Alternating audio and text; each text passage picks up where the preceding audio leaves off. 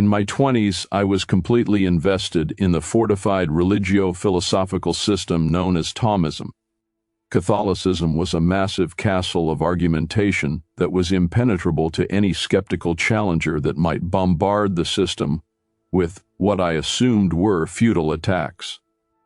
I recall reading Umberto Eco in his dissertation on Aquinas's Aesthetics, commenting that he too was once an ardent Thomist, until he came to the conclusion that the system just didn't work. At that time, I couldn't understand why anyone would come to that conclusion. How could something so vast and, as my friend James Kelly said, elegant, be fundamentally flawed? That was some 10 years or so ago, and in that span of time, Thomism was completely dismantled. The path to that dismantling is not the subject of this article, but it is worth noting that I was someone totally invested in it, just as in my earlier years, I was totally invested in Protestantism. This has been the source of a lot of criticism for me from those who have observed my journey, but I could care less. Any change of view or new path I have taken was taken out of sincere interest in the truth or falsity of the worldview itself, regardless of the consequences of adopting those positions. And I suspect I'll always be that way. From my perspective, wouldn't you rather examine the opposing position to see if it holds water? What other option is there? Assuming one has chosen a lifestyle which allows for such religio-philosophical investigations, a conscious choice I made? That said, the point of this article is simply to clarify some points on a recent debate I had with a friend concerning the major reasons that Thomism as a system is fundamentally flawed. In fact, I want to go even further and show how the Thomistic schema is precisely what led to the Enlightenment and the subsequent deism and atheism of the West. What's in question here is not Augustine or Aquinas's motivations or psychology, any more than I care what Calvin's motivations were. What's in question here is the actual published position of Aquinas and Augustine by extension, in terms of whether it had an instrumental influence on the Enlightenment and the trek Western philosophy took into modernism and the endless word sludge we see in philosophy today. It is my contention that this is correct. The lesser-known Eastern critique is right in making the strong claim that Thomism is a pivotal step in the Western trek, from what might be termed a revelational epistemology to Enlightenment empiricism, scientism, deism, and atheism. This article is going to assume knowledge of Thomism on the part of the reader, too, since those interested in an abundance of footnotes and citations can easily search the archives for numerous articles full of citations. Here, we are just going to speak about the system's golden chain of internal dumb ox logic. This also doesn't mean that I think the Eastern view is itself free from all problems or difficulties, but rather that it provides a strong enough critique that I doubt I would ever be reconciled to Thomism again, as much as I would never be brought back to Protestantism. Indeed, it is quite evident to me, and has been for the last several years unchallenged, that Thomism, for whatever good points might be salvaged from it, is so fundamentally flawed that it actually propelled the West down its path of downward spiraling dissolution. The key issue to look at in order to understand this problem in Thomism is God's relation to and action in the world.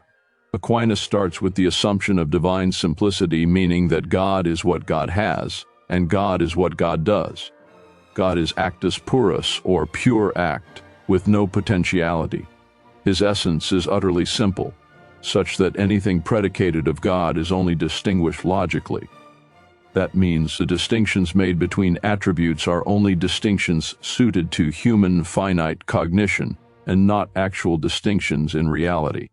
Thus, God's act of creating might be distinguished from his justice or foreknowledge in the human mind, but in actuality those acts, attributes, and predicates are strictly identical to the divine essence, or ousia, in reality.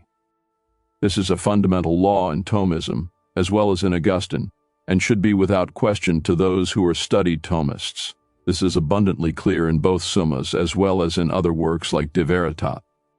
How then does a being that is so constituted operate in a world of flux and temporality? Aquinas' answer is dominated by the idea of the analogia entis. We know God by his created effects in the world. This is why causality plays such a large role in his theology. God is not only the first cause, following Aristotle, but also the providential sovereign over history and temporal causality within history too. God's foreknowledge is his justice and love, and all history is in the process of its summation in the grand telos of all things returning to their source, the first cause, in the beatific vision of eternity where his renewed rational creation will see all things in that singular, supremely simple divine essence. That is an accurate general statement about the totality of the Thomistic system, but what emerges is a serious problem. How does a deity so defined actually act in this world? For Augustine, Thomas's chief theological mentor, God acted through created effects such that even the apparently direct actions were still created effects. Or, to be more accurate, created special effects in de Trinitate. Augustine stipulated that the manifestations of the angel of the Lord could only have been temporary angelic holograms. They could not have been the Logos, despite what other patristic writers had said. This conclusion was reached because it was impossible for the divine to manifest directly in time and space, since that would mean God was no longer simple. Any being located in a certain place at a certain time was a being composed or parts, and therefore not absolutely simple. For Aquinas, this law holds as well, inasmuch as the analogia entis is a central component of his superstructure. God is only known by analogy to created things because we have no access to the divine ousia in this life. God grants illumination, to be sure, but those gifts he gives are still a created effect of supernatural grace.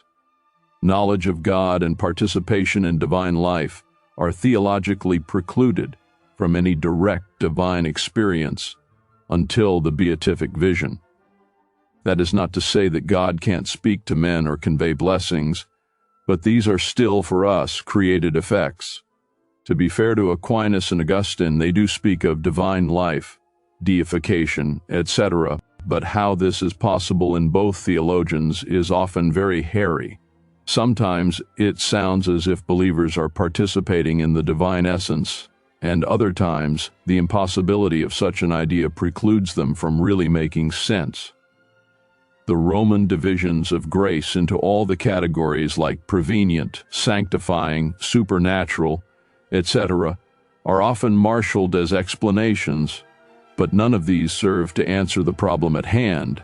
How do we participate in this divine life if there is no access to the divine ousia in this life? Indeed, when Christ was resurrected in classical Christian theology, what was the divine light shown radiating from him? The answer of the East is quite different from the answer of the West. For the West, the light is a created effect, while for the East, it is the divine energy itself. The question of Tabor really serves to solidify these two positions, since the question of the deification of the flesh of Christ is the same issue as the deification of the believer. Likewise, for Aquinas, revelation of God can only be had through created effects because of his empirical approach to theology. Since he accepts the basically Aristotelian approach to the human psyche, man's knowledge, even of God, comes through sense experience. Since the human mind, even in its obtaining of natural knowledge, does so by abstracting a universal concept from the phantasm presented to the mind through sense experience, the same problem as above arises for epistemology due to where Thomas locates the universal. Universal concepts are located in the divine mind, which, as you can now see, is also the divine essence. In classical and medieval philosophy, this is called exemplarism. It means that the ideas behind things, often functioning as the essence of a thing, are ultimately contained in the mind of God. For Aquinas and Augustine, exemplarism is true, and the exemplars or forms of things are located in God.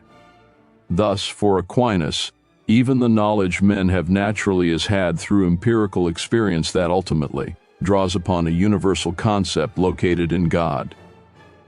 But a dilemma emerges. How is the human mind supposed to abstract the universal in its little mirror in the human mind, when it has no access to the divine directly? The only way this can work is if there is some bridge between the phantasm and the actual concept in the divine mind. But even if it's said to be a faint mirror of the real concept in the divine mind, it wouldn't matter, since the definition of divine simplicity has already precluded distinctions in the divine mind because it is the divine essence. In other words, the problem is moved back a step. Since no mind in this life has access to the beatific vision, for Thomas's scheme to work, he needs access in this life to the divine directly in some form or fashion. But remember, his working definition of simplicity absolutely precludes such a direct revelational experience of divinity itself. All that can be known of God in this life are his created effects in the world which, in a faint way, are supposed to show us some analogy of his essence. This is also why Maximos, the confessor, identifies the logoi, his version of exemplars, as divine energies, not the divine essence. Another problem this view has is that the Analogia Entis sets up God as somehow operating on a continuum of being where, because Aquinas interprets I am that I am as oddly meaning I am pure being, that therefore God's being is like all other being. This is the basis of the Analogia Entis, wherein the assumption is made that things be, and God bees, so there is some kind of faint analogy of being that can be grasped between created being and divine being. However, the same pesky problem emerges again with the question of absolute divine simplicity. How can there be any similarity in the being of created temporal being and uncreated eternal being? There is no similarity at all. Indeed, apophatic theology, which Aquinas professes to hold to, dictates that the infinite and uncreated is only understood by negation, by what it is not. But wait, you retort, that means we cannot know God, since there is no analogical predication. Aquinas rejects univocal and equivocal predication of God, opting for analogical predication. See, it's the happy medium. Mr. Thomas, you've missed the point. Aquinas has not solved his dilemma but compounded it by making the divine essence somehow analogical to created being, which is idolatry. It's the divine energy that is known, not God's essence. The divine essence is utterly impossible to know or fathom, precisely because the created mind will always be finite. No man or angel could ever take on omniscience or omnipresence or omnipotence. So what presents itself is a twofold path Thomism can take with all these working assumptions. It can one say that the divine is confined to its realm, only interacting in this world through created effects and created grace and various created causes, but this path would mean the fundamentals of Christianity are no longer possible.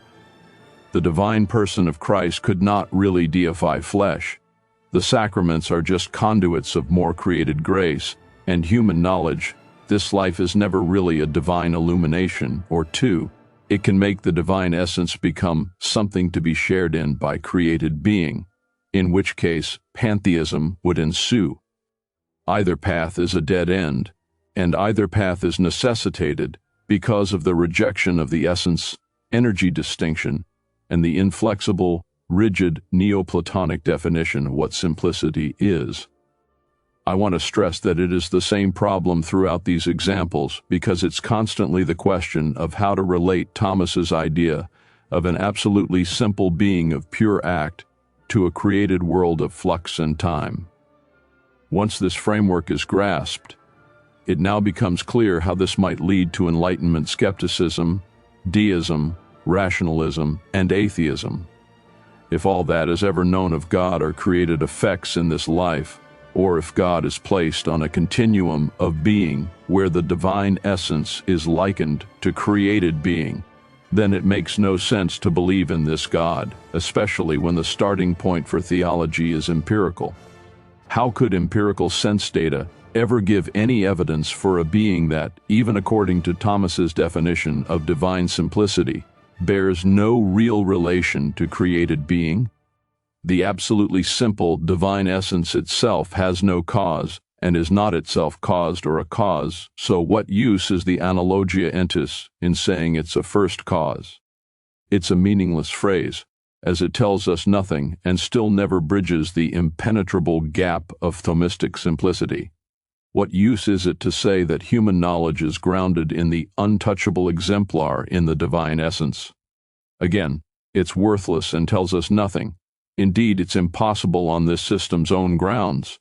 Those who have read Palama's argumentation with Barlaam the Calabrian will immediately be familiar with the similarities of argumentation. In fact, it is precisely these points that Palamas makes to Barlaam that lead him to prophetically conclude that the track of the person who adopted this would be atheism, logically carried out. Regardless of one's view of Eastern theology, Palamas was prescient when it came to where Western theology would go. The path to Enlightenment skepticism, deism, rationalism, and scientism is directly from the empirical theology that even preceded Aquinas in thinkers like Abelard, and was contemporary with Aquinas in people like Occam. Though Thomas was not a nominalist, he accepted the same epistemic starting point of the nominalists, namely, empiricism and empirical-based theology. That, again, derives from the analogia entis. Nominalism is absurd, and certainly worse than Aquinas in many respects, but insofar as they shared the same empirical starting point as Aquinas, they were more consistent. If God is banished from being directly present in the world through his immanent energies, all that is left is a material world of causation with an unknown deity locked within itself. That position is deism, and deism quickly leads to atheism, if sense data is the only source of human knowledge, and sense data is therefore the source of knowledge of God. None of these created causal effects amounts to real knowledge of the divine itself. The divine is never accessed or experienced at all, just a series of created causes. And that, my readers, is the view of David Hume. That is how Thomism leads to Enlightenment atheism.